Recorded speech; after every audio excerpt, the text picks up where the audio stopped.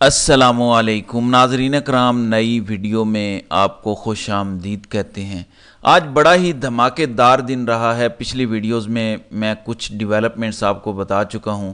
अब दो केसेस में, एक में इलेक्शन कमीशन और एक में हुकूमत काजी फायजीसा की अदालत जा पहुंचे हैं। बहुत बड़ी डेवलपमेंट है, बहुत बड़ा फिक्स्ड मैच खेलने जा रहे हैं, आपको आगाह करता हूं। फिर इमरान खान और बुशरा बीबी का जो इद्दत में निकाह का भोंडा केस है, उसमें ईद से पहले सज़ा मौतली से मुतालिक फ़ैसला होने जा रहा है। ये बहुत बड़ी डेवलपमेंट होगी अगर ये हो जाता है।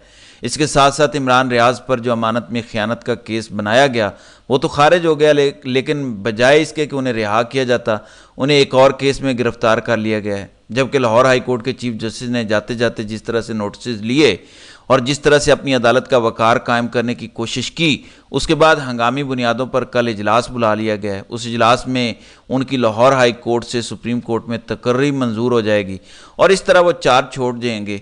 तो रातों रात ही उन्हें ऑर्डर आया है बड़े घर से कि इस लाहौर हाई कोर्ट के चीफ जस्टिस को यहाँ से हटाओ।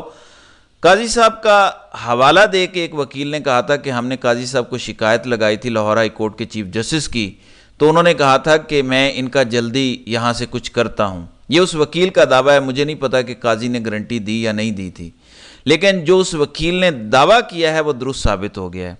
काजी साहब लाहौर हाई कोर्ट के चीफ जस्टिस को निकालने में कामयाब हुए हैं लाहौर हाई कोर्ट से। अब 14 तारीख को फाइनल होने जा रहा है, क्योंकि मलिक शहजाद ने थोड़े से दिनों में बहुत बड़े बड़े फैसले किए हैं। फिर दो अहम तरीन मामलात में, एक में हुकूमत और एक में इलेक्शन कमीशन सुप्रीम कोर्ट जा पहुंचा है। क्या आपको पता है कि जब इमरान खान के साथ काजी साहब की बातचीत हो रही थी सुप्रीम कोर्ट की प्रोसीडिंग्स में, जिसकी ऑडियो भी लीक हो गई है, इमरान खान ने साइफर का जिक्र किया था कि देखें साइफर आया तो मेरी हुकूमत गिराई गई। उस पर काजी साहब ने कहा उसका जिक्र ना करें, उसकी हमारे पास अपील आ सकती है। अब काजी साहब को कैसे पता था कि अपील आने जा रही है? इस समाअत के एक हफ्ते बाद आज हुकूमत ने सुप्रीम कोर्ट में अपील दायर कर दी है। अभी तफसीली फैसला नहीं आया, सिर्फ शॉर्ट ऑर्डर आया है हाई कोर्ट का। अभी तक तफसीली फैसला नहीं आया साइफर पर जो इमरान खान और शाह महमूद कुरैशी को बरी किया गया, लेकिन हुकूमत ने यह फैसला सुप्रीम कोर्ट में चैलेंज कर दिया है। काजी कोर्ट में यह फैसला चैलेंज हो चुका है, क्योंकि सुप्रीम कोर्ट फाइनल कोर्ट होती है, फाइनल अथॉरिटी होती है, उनका फैसला फाइनल होता है। ये चाहते हैं कि ज़्यादा नहीं तो कम से कम 2 साल की जो सज़ा बनती है इमरान खान की साइफर गुम होने की, टेक्निकलिटी की बुनियाद पर काजी साहब कहेंगे कि देखें साइफर गुम तो हुआ था ना, तो 2 साल की तो सज़ा बनती है, ताकि कम से कम 2 साल इमरान खान बाहर ना आ सकें। अब साइफर के मामले में इमरान खान कब से जेल में है? अब यहाँ से 2 साल लगा लें तो आपको एक ही चीज़ समझ आएगी, फ़र्द वाहिद की एक्सटेंशन होनी है अगले साल नवंबर में। तब तक इमरान खान को ये जेल में रखना चाहते हैं, इसलिए सुप्रीम कोर्ट से कम सज़ा को फाइनल करवाना चाहते हैं। इसलिए ये फिक्स्ड मैच मुबैना तौर पर खेलने जा रहे हैं, जिससे मैं आपको आगाह कर रहा हूँ। फिर एक और फिक्स्ड मैच काजी साहब के साथ सिकंदर सुल्तान राजा खेलने जा रहा है। ये जो लाहौर हाई कोर्ट के चीफ जस्टिस ने दबंग फैसला किया कि इलेक्शन के ट्रिब्यूनल के जजेस लगा दिए, उस पर इलेक्शन कमीशन, जिसको पार्टी नहीं होना चाहिए, इसमें इलेक्शन का मसला है 2 उम्मीदवारों के दरमियान। एक उम्मीदवार कह रहा है कि दूसरा नहीं जीता, पहला कह रहा है कि वो नहीं जीता। ये मसला अदालतें हल कर देंगी, ट्रिब्यूनल्स हल कर देंगे, लेकिन election commission of Pakistan supreme court चला गया है कि ये जो ट्रिब्यूनल्स लगा दिए हैं लाहौर हाई कोर्ट के चीफ जस्टिस ने, ये गलत है। अब ये कहेंगे कि हमसे कंसल्टेशन नहीं की गई और बुनियाद बनाएंगे इसको कि जब सदारती ऑर्डिनेंस आ गया है, कानून बन गया है कि अब हम लगाएंगे ट्रिब्यूनल, तो अदालत नहीं लगा सकती। और काजी साहब फिर टेक्निकलिटीज़ की बुनियाद पे ये कहेंगे कि देखें कानून ऊपर है, हम जजेस कौन होते हैं फैसला करने वाले, ये कानून बन गया है।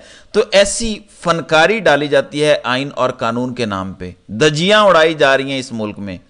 इलेक्शन 8 फरवरी को होता है, आपका सदारती ऑर्डिनेंस मई या जून के पहले हफ्ते में आता है। इलेक्शन पहले हो चुका, ऑर्डिनेंस बाद में आया, वो कैसे पिछले इलेक्शन पे लागू होगा? और यही पीटीआई की बुनियाद होनी चाहिए केस लड़ने की।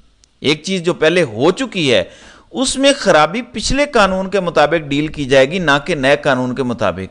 अब देखेंगे ये सारे मामलात जो काजी साहब की अचानक अदालत में जा रहे हैं, काजी साहब यहाँ भी अपना हम ख्याल बेंच बनाएंगे 3 या 5 जजेस का। वहाँ वो जजेस होंगे जो रबर स्टैंप करेंगे हर फैसले को।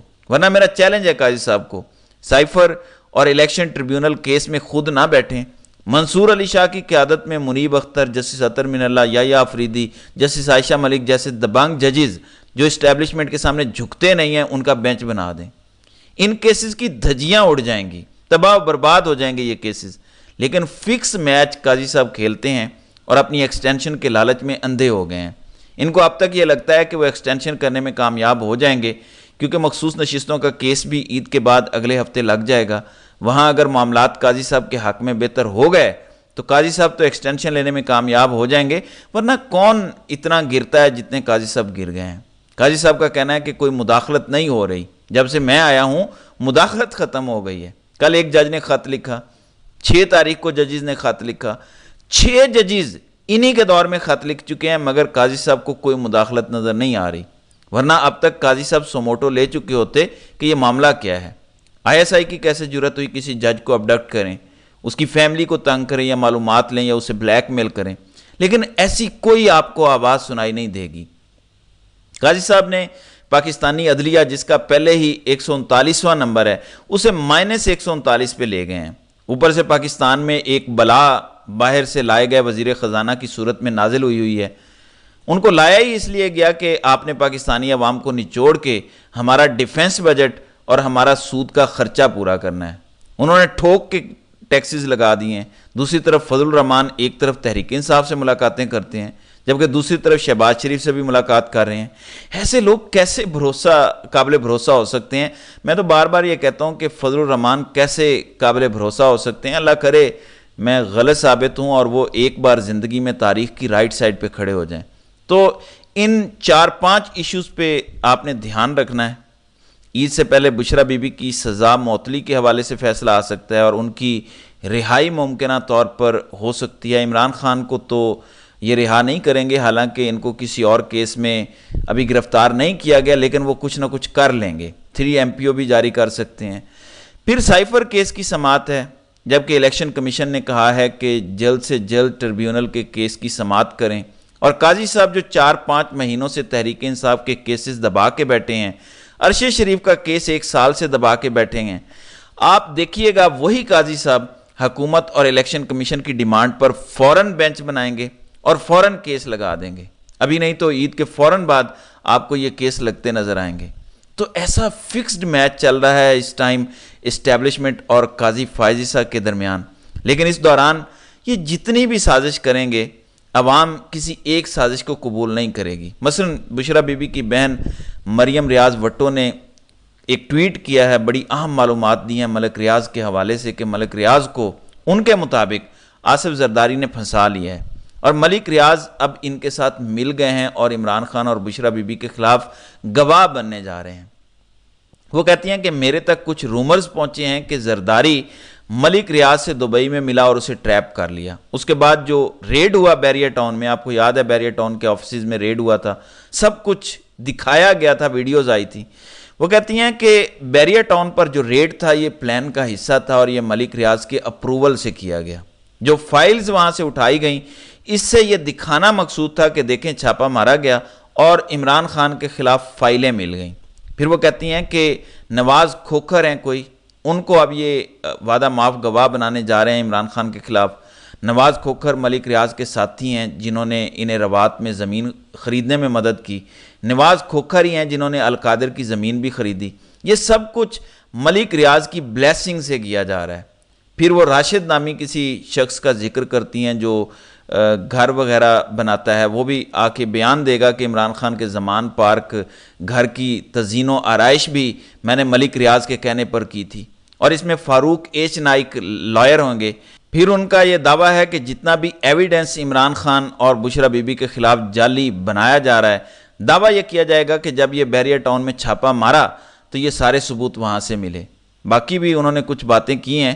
ان کی بات کے بعد سوال یہ پیدا ہوتا ہے کہ دیکھیں جو لوگ گھروں میں چھاپا مارتے ہیں اور سب سے پہلے CCTV فوٹیج وہ غائب کر دیتے ہیں، جو ہائی کورٹ کی CCTV فوٹیج غائب کر دیتے ہیں، جو کور کمانڈر ہاؤس اور GHQ کی CCTV فوٹیج غائب کر دیتے ہیں، وہ بیریئر ٹاؤن کے دفتر میں چھاپا مارتے ہیں اور ساری ویڈیوز چلائی جاتی ہیں، ساری CCTV فوٹیجز عوام کے سامنے آتی ہیں۔ تو اس سے شک پیدا ہوتا ہے کہ عین ممکن ہے یہ الزامات سچ ہوں اور واقعی ملی بھگت سے یہ سب کیا جا رہا ہو۔ اور ہم جیسے کچھ لوگوں نے شاید سمجھ لیا کہ ملک ریاض ہیرو بن گئے ہیں. ہو سکتا ہے وہ ہیرو ہوں اور ہو سکتا ہے وہ دھوکہ دے رہے ہوں جیسے کہ ان کا دعویٰ ہے، کیونکہ آصف زرداری کے بارے میں یہی کہا جاتا ہے کہ وہ مفاہمت کے بادشاہ ہیں. مطلب اسٹیبلشمنٹ انہیں جو پیغام دیتی ہے وہ اس کے مطابق ڈیل کرنے میں بڑی مہارت رکھتے ہیں.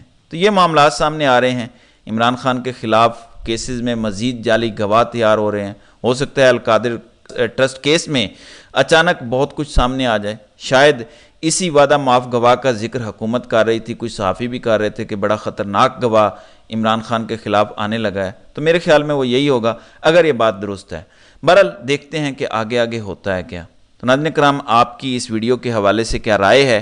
آپ اپنی رائے کا اظہار کامنٹ سیکشن میں ضرور کیجیے گا.